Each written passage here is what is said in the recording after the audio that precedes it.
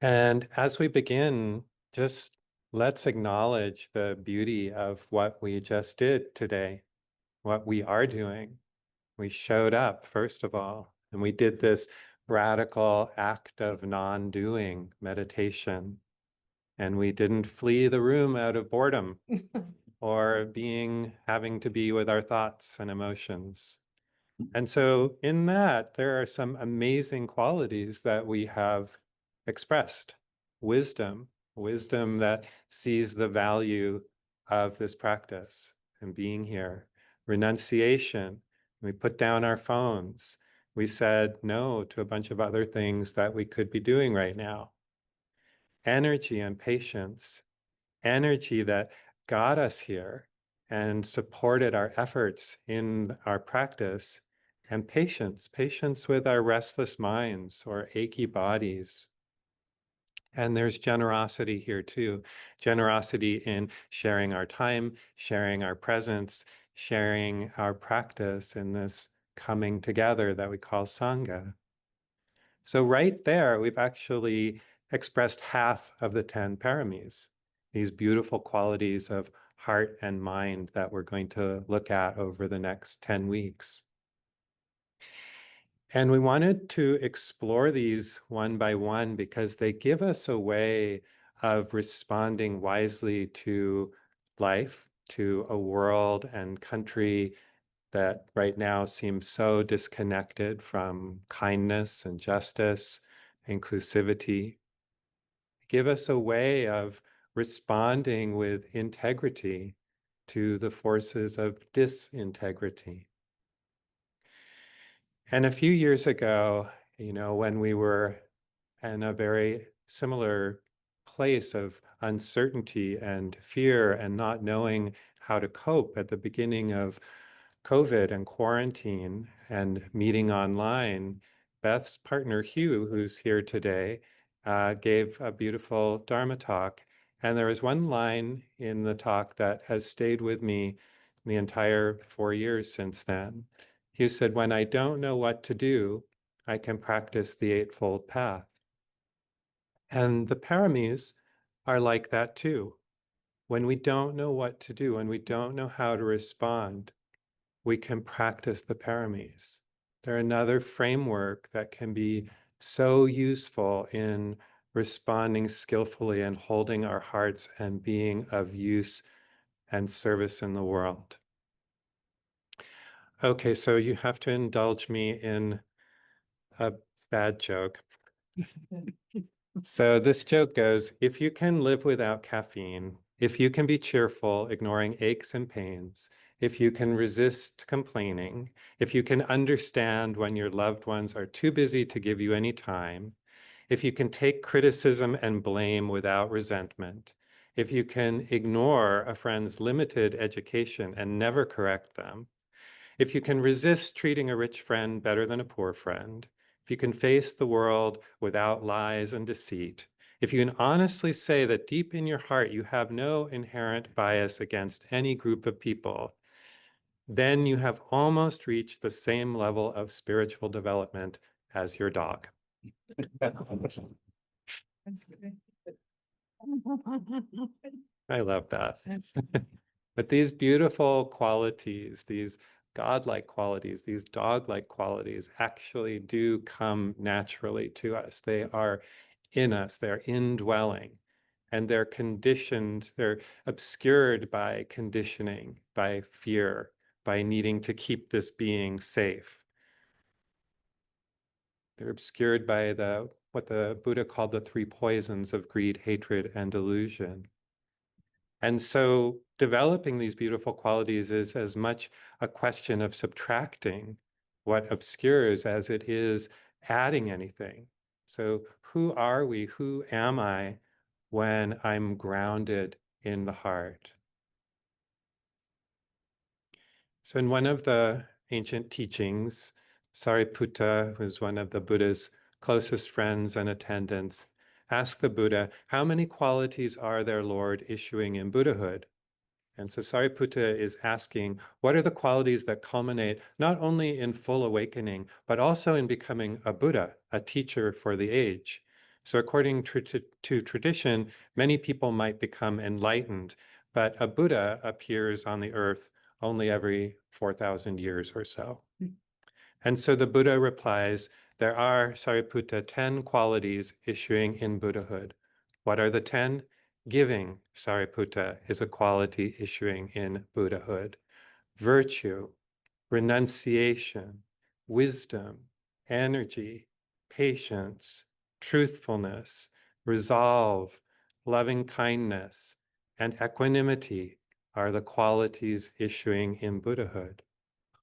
So these qualities are collectively known as the parami or paramis. So either is correct for the plural. You might hear one teacher say the parami or another say the paramis, but either is fine. And the word parami comes from roots meaning carrying to the farther shore or of the highest importance. It's related to the English word paramount. And one Tibetan teacher, Tralag Rinpoche, translates parami as transcendent action. And I like that a lot because it reminds me that the paramis transcend greed, hatred, and delusion, and they're developed and expressed through action in how we actually are in this world and this life. And that's a really helpful lens for me, remembering that it's through my actual practice, it's bringing these into life that I really learn them. One of my teachers, Gina Sharp, calls practice with the paramis a radical shift in identity because we're shifting from away from our limited self toward something that is bigger and freer, something essential. You could call it your Buddha nature or your higher self, whatever resonates for you. But really, it's that heart that we access when we begin to subtract, to let go of greed, aversion, delusion. And in the legends of the Buddha's past lives, there's a series of stories called the Jataka tales, and they recount the many, many lives of the Buddha to be on his path to becoming the Buddha of the age, and how he perfected the paramis. And there are hundreds and hundreds of these stories. And the Bodhisattva was a monkey who patiently saved the life of an ungrateful person. He was a stag who outwitted a king and inspired him to stop killing animals. He was a prince who gave away everything that he owned. He was a swan, a merchant, dragon, fish, tree spirits, monkeys many times. But in every life, in every story, he was practicing with the paramis. And the purpose of the tales is to inspire our own practice. And there's another really valuable teaching in there, and that it was only through the course of many, many lifetimes that the Buddha completely realized or perfected these qualities. In fact, the legend says that it took 100,000 great eons and 4 incalculables for the Buddha to do this. So, not surprising that one of the paramis has to be patience. And there's something that is so reassuring in this because it reminds us that liberation and freedom from suffering is a gradual practice. If it took the Buddha eons of time, it's going to take us some time too. And so we can relax into that knowledge that this is an ongoing practice, an unfolding, a deepening. More than a destination, it's a way of being, a way of relating.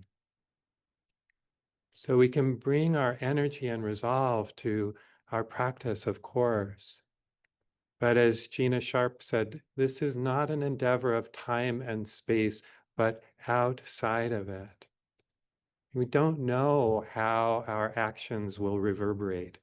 We can't see all the interconnections, the intersecting effects of your actions and my actions and their actions.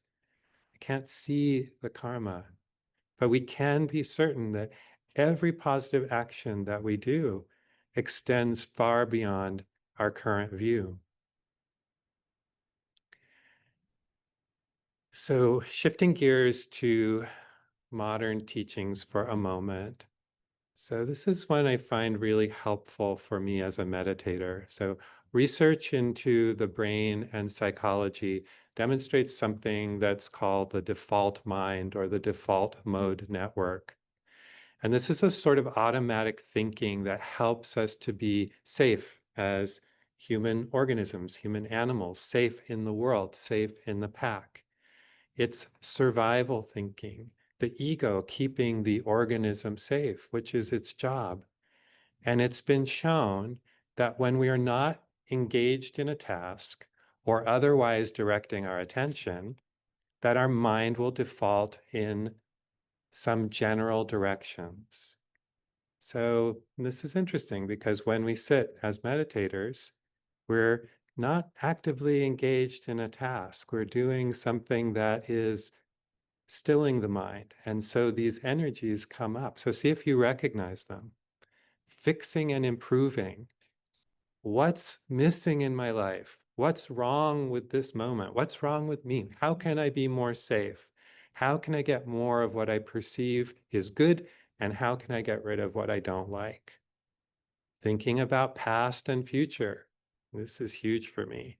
What are the dangers or rewards that I've experienced in the past? Or what might I experience in the future? How do I prepare? Selfing, self-identification, the mind going to I, me, and mine, defining myself, my possessions, my beliefs, as opposed to yours or theirs or ours. And then belonging, social comparison. How do I fit in? Do I fit in? Am I safe in this tribe, in this pack? Do I belong? And the practice of the paramis, the contemplation and action of them, happens outside of that default mode network, that ego thinking. We move away from the contracted egoic self and towards something that's expansive and connecting. And we're talking about a lifelong practice, maybe many lifetimes. And our accumulation of practice becomes a storehouse, a refuge from this default mode network, a refuge from the opinions and obsessions of dominant culture, a radical shift in what we value, a radical shift in identity. So in talking about these 10 paramis, we're approaching the awakening heart through 10 doorways. So I want to take a moment, since this is sort of the overview talk, of taking a moment at the threshold of each parami to give you a bit of a sense of what's coming. And we'll circle back to generosity for a little longer look. So starting with the second parami, which is virtue or sila, integrity. Virtue is a word that can sound a bit old-fashioned or maybe a little constricting or prim, but it's also a really beautiful word because it has in its root vir, meaning strength, energy, effort. The word warrior comes from this root.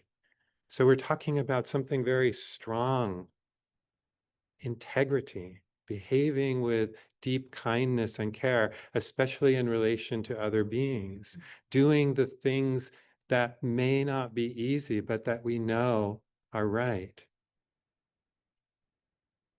And to live and act from this place of sila, integrity, virtue, actually means harmlessness, that no one needs to fear us.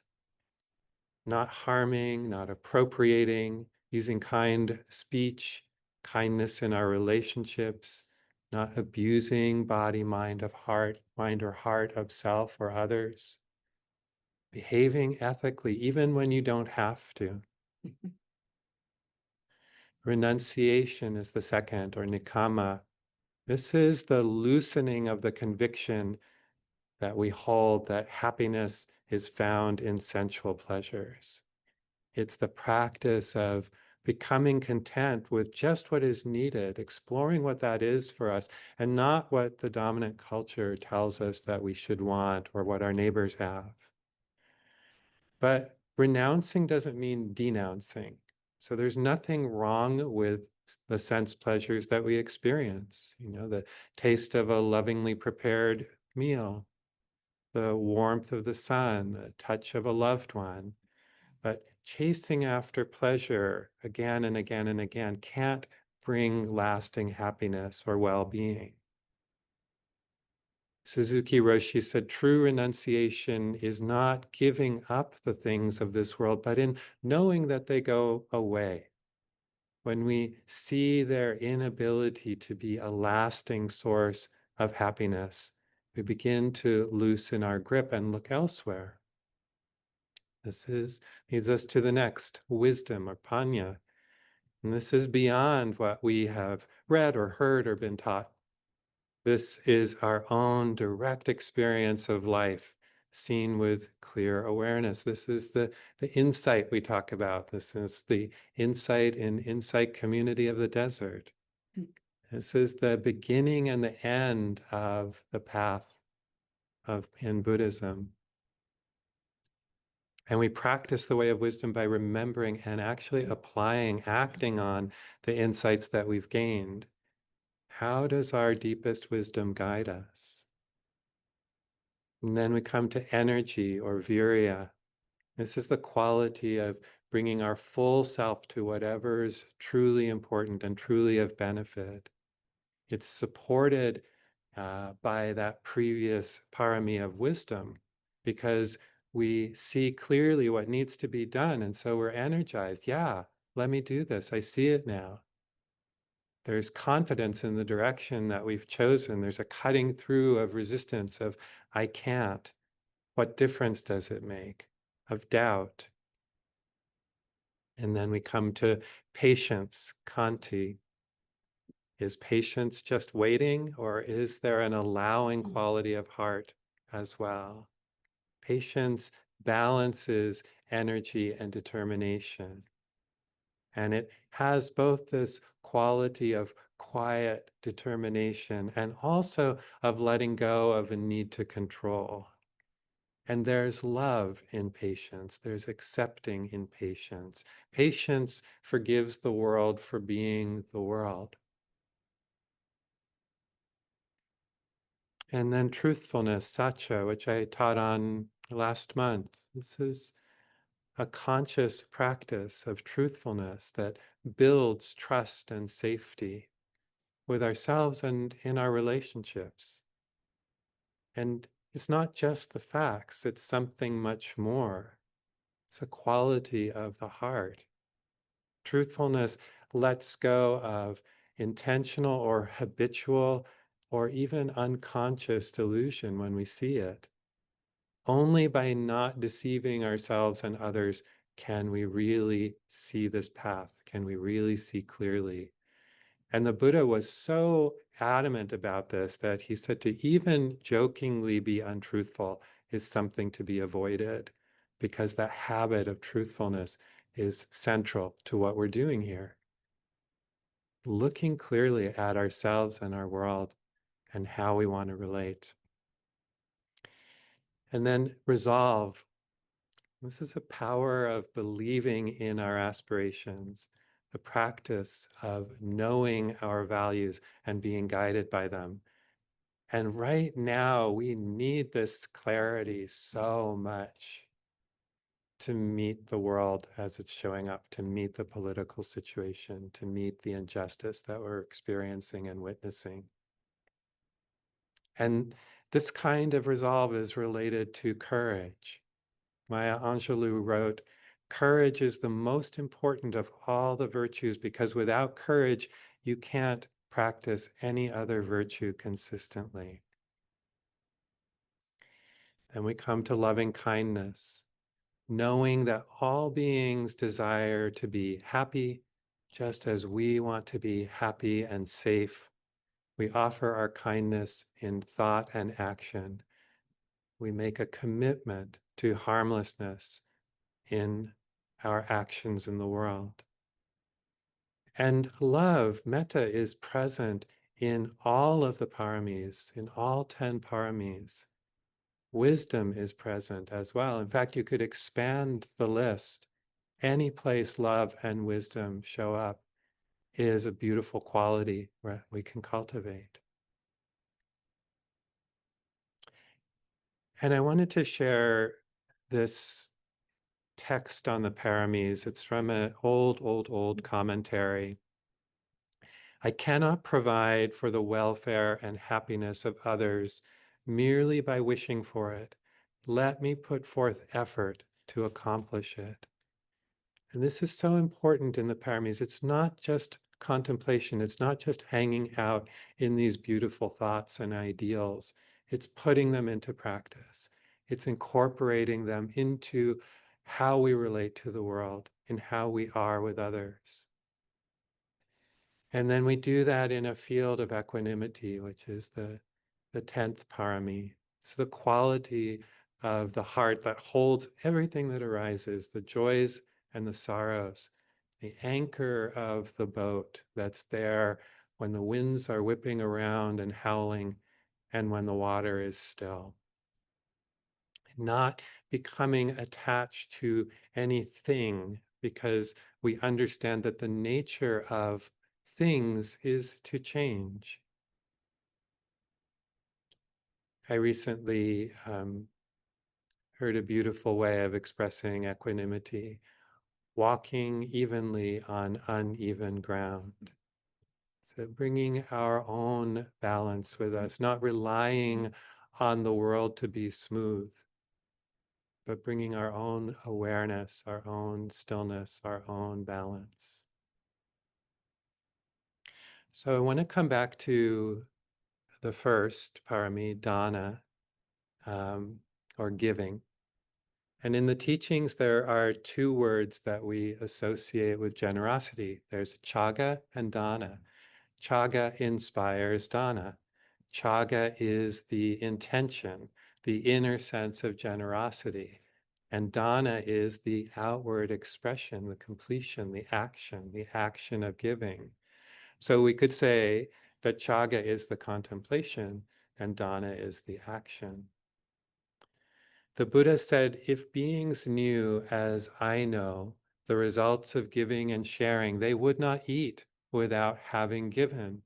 Even if it were their last bite, their last mouthful, they would not eat without having shared if there were someone to receive their gift.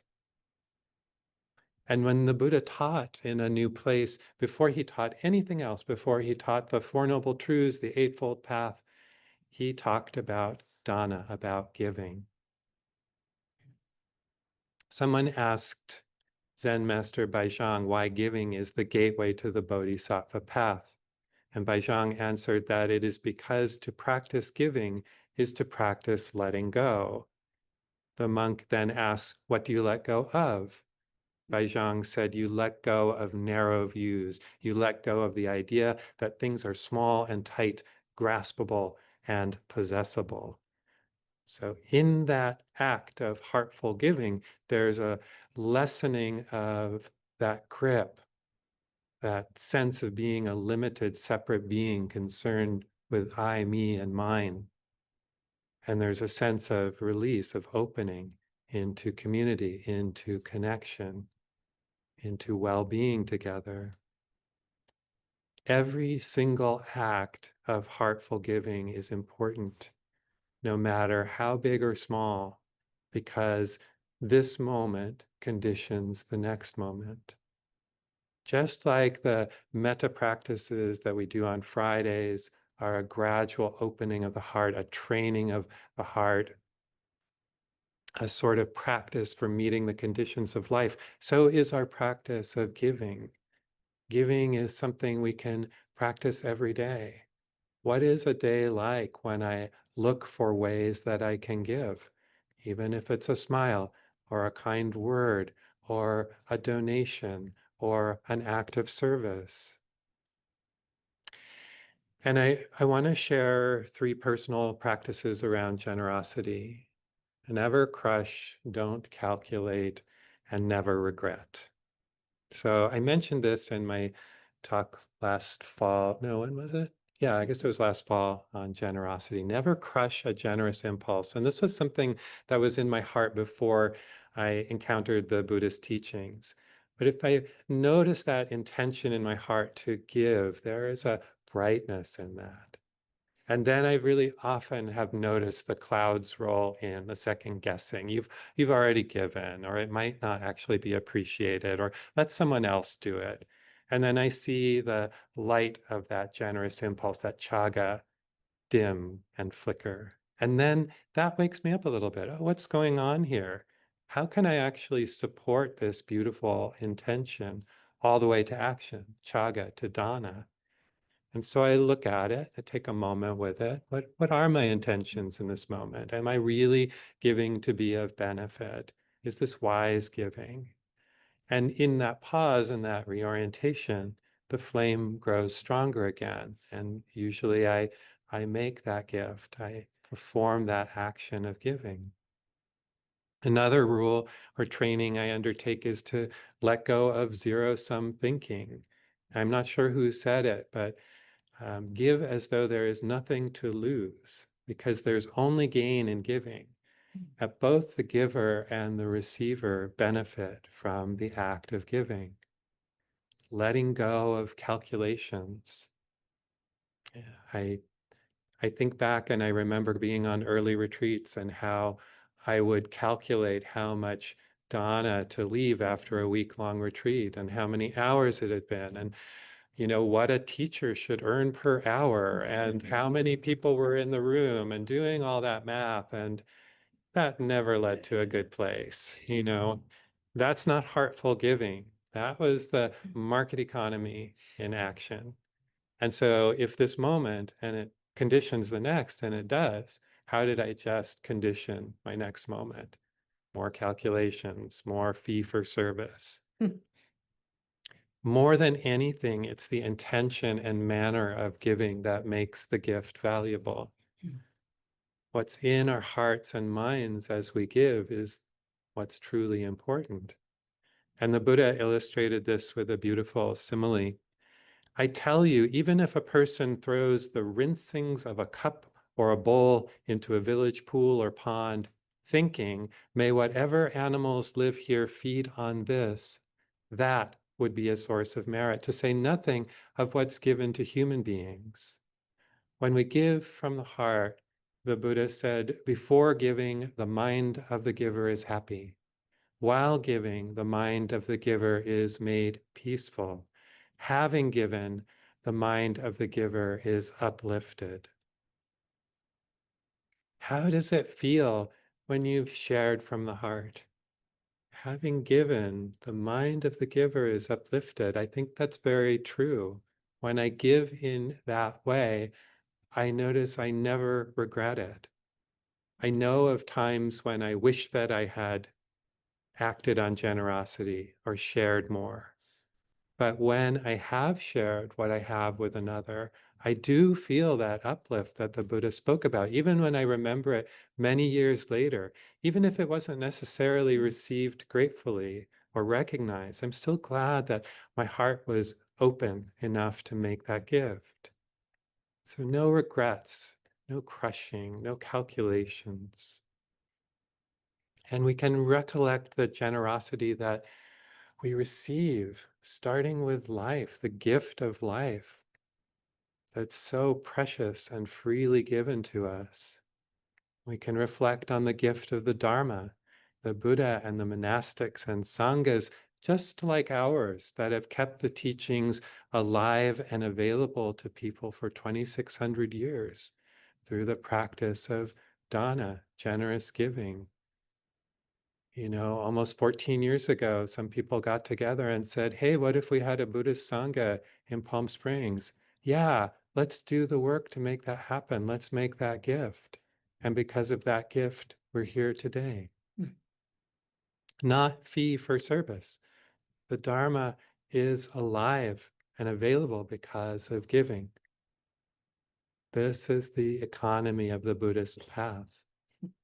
And I think for that reason, the Dharma, Buddhism, sanghas may be here in another 2,600 years, but I don't think any government or corporation will be, or even border. So just to close, I just want to mention these little nifty cards that have the 10 paramis that are out on the table behind Beth and Hugh and Anita. Richard, I know your name so well. It's like, how can I forget even for a moment? But just pick one up if you'd like, because they're good for a practice that I call Paramis spotting. And I like to indulge in this. Where can I see these bodhisattva qualities being expressed, being lived, being offered in this world? So not only practicing them, but celebrating them, noticing them. It's easy. It's so easy right now to see all the ways that these qualities are not being lived. But what happens to my heart when I intentionally look for them and notice that they are present in the world, despite everything that says they aren't? It's not hard to see them in our heroes, the incredible patience and loving kindness of Nelson Mandela, the generosity, the energy, the truthfulness of someone like Dr. King, the inspiring equanimity and wisdom of the Dalai Lama, the resolve of Mother Teresa. These are people that it's very easy to see these qualities in because they're so large. And we can also bear witness in smaller and more intimate ways in the texture of our actual everyday lives, where life is lived. So a few years ago, I was getting ready to go on a long meditation retreat, and I did some shopping for clothes that I was going to need before I left. And when I got home, I discovered that the pants I bought still had the plastic security tag firmly attached. And I was really busy getting ready, and I was going to give a Dharma talk at ICD before I left. And so I really didn't want to drive back to the store. So I started Googling about how do you get one of these tags off? Not surprisingly, it isn't very easy. And the best method that I could find involved burning plastic and probably creating a sticky, inky mess and maybe a visit from the fire department and toxic fumes. So I gave that up, and I was going to drive back the 40 minutes to the store. But then David offered to do it for me because I had so much to do that day. So right there, I got this beautiful chance to spot the parami of generosity and kindness that he was expressing, freely offering. And so he drove down Valley to the store. And when he walked into the store, the security tag set off the alarm, and he was stopped and investigated. And finally, they kind of understood what was happening and said, "Oh, you forgot to remove the security tag." And he told me his first response was to say, well, he didn't say it, but he was thinking, "I didn't forget, you forgot." But he just went through the line. And after the tag was finally removed, another shopper approached him and said, "Wow, you were so patient back there. I don't know if I could have done that." So she was able to spot the parami in action, this virtue, and identify it and rejoice in it. What a beautiful practice. Because, I might have rolled my eyes, or just said something catty about the clerk or the store or whatever, but she saw the parami and was inspired by it and shared that. And David felt good because he was reminded of his own skillfulness in that moment and the effect of it. And maybe others overheard the exchange and benefited. Who knows? All the places that energy of patience in that moment went, including right here, right now, this morning. So, an invitation as we move down this exploration of the paramis is to look for these in your life. The more you see them, the more you reinforce and support their arising. So parami spotting can be a lot of fun, like bird watching. How many of the beautiful qualities did I see today? How many of them can I express? So let's stop there. But I will say, if you do this practice, you may be surprised how often you find them out in the world, in the wild, and in yourselves. Okay, let's sit for just a moment and then we'll open the floor.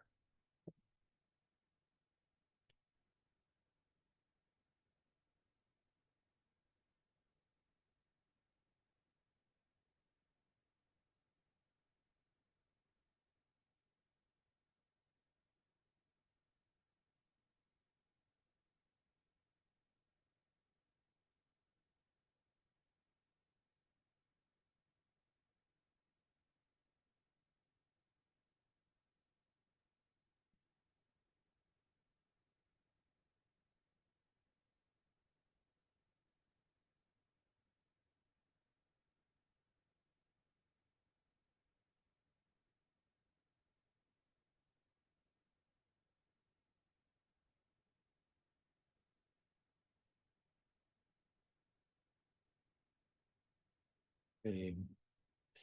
So we have a few minutes to share, just sharing into the group, like what comes up for you in this inquiry. Are there qualities that you have a special relationship with or examples of in your life? And it doesn't have to be limited to this list of 10. It really can be, as I mentioned in the talk, any quality that's informed by love and wisdom, and or any questions that you might have. So, okay. All right, so let's well, before we close, just a reminder about the opportunity of generosity in the back of the room, the Donna baskets. And please do pick up a little card, because I printed these up in 2017 when Beth and Larry and Cheryl and I don't know who else taught the Paramis that year. And I still have them in my closet, and I've got about 300 more. So please pick up a card. And thank you so much for your practice and your presence and the generosity of that action. And so if you have one of these little dedications of merit, I've got one I'm going to put online for the folks. We can share this together. And if you don't have one, maybe you can look on with somebody near you. And then let's offer this together, full voice. Going forth into this world so in need of light, may I bring all the kindness and wisdom I embody to each being and each situation that I meet. May the power of my practice today strengthen my resolve to be an agent of peace and justice in this world. Going forth together into this world so in need of light, may we together bring all the kindness and wisdom we embody to each being and each situation that we meet. May the power of our practice today strengthen our resolve to be agents of peace and justice in this world. We dedicate our practice for the liberation of all beings, the great, the small, the wise, the ignorant, the powerful and the powerless. May all beings be liberated from sorrow and loss, hatred and injustice, scarcity and want, and every form of suffering. May our practice today be a prayer for peace, and may it benefit all beings without exception.